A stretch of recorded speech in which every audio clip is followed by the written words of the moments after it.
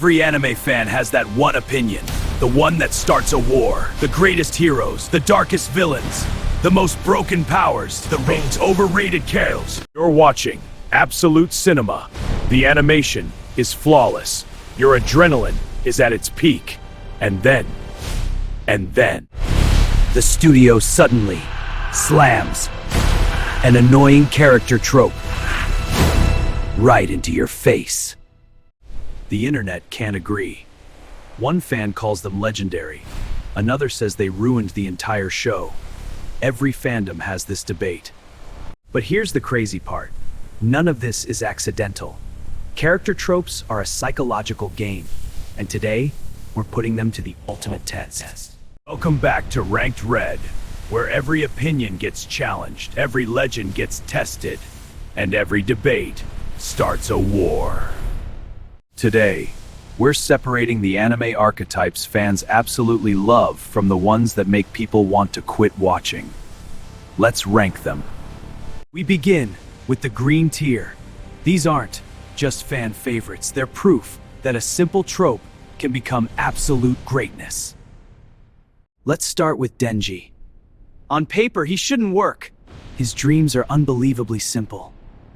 Yet somehow, millions of fans love him. We start with the green tier, the most loved anime archetypes. First up, Denji.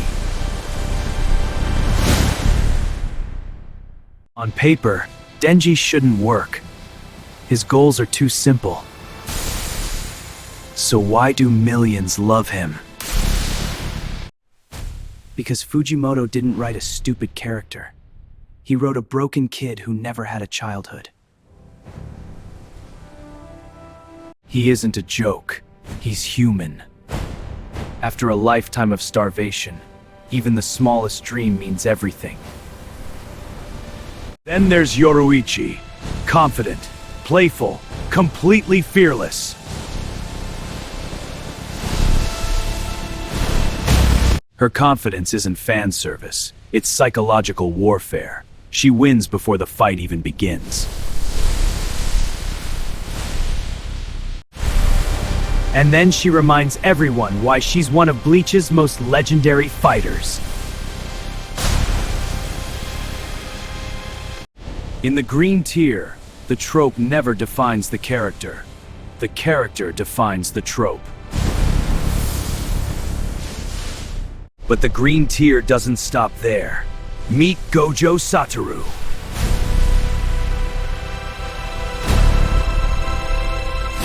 On paper, Gojo should ruin every battle. He's invincible. He treats world-ending curses like a joke.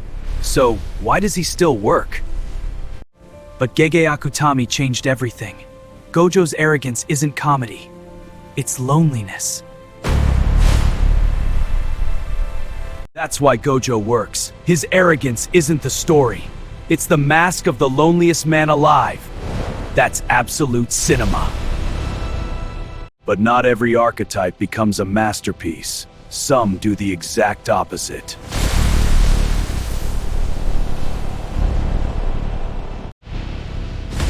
But then, everything changes. Welcome to the Crimson Tier. First, Minoru Mineta, a character who divides almost every anime fan. No way! This is insane! The problem isn't comedy, it's repetition. When every serious moment gets interrupted, the tension disappears. Green tier characters have depth. Mineta repeats the same joke, again and again. And then, there's Zenitsu. When he's awake, the screaming never stops.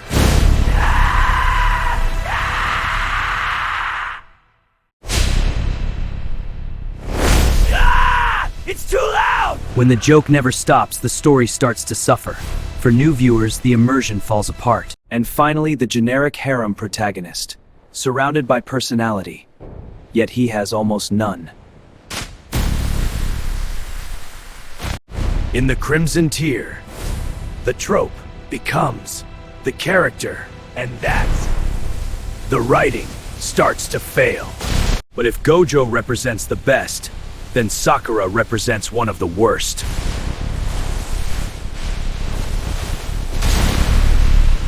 It didn't just make her unlikable, it interrupted the emotional weight of the story. That's a textbook Crimson Tier failure. So, what's the difference? Why do some tropes create legends, while others destroy entire stories? A great archetype uses its trope to reveal a deeper character. A bad archetype uses the trope to hide weak writing. Now, it's your turn. Which anime trope deserves the green tier? And which one belongs in crimson? Now, the decision is yours. Which anime archetype belongs in the green tier, and which one should stay in crimson? Leave your ranking down below. Subscribe to Ranked Red. I'll see you in the next battle. Next time on Ranked Red, the greatest and the most hated anime villains ever created. Don't miss it. But on the other side stand the villains nobody can forgive. Not because they were powerful, but because they crossed lines that should never be crossed. So, who's your pick? The masterminds you secretly respect, or the monsters you'll never forgive? Next episode, we're settling the debate. Masterminds, monsters, heroes, or nightmares. Next episode, nothing is off limits, and one ranking will start a war in the comments. Episode 3 starts in 5, 4, 3, 2, 1. Next time, we're ranking the greatest and the most hated anime villains ever created.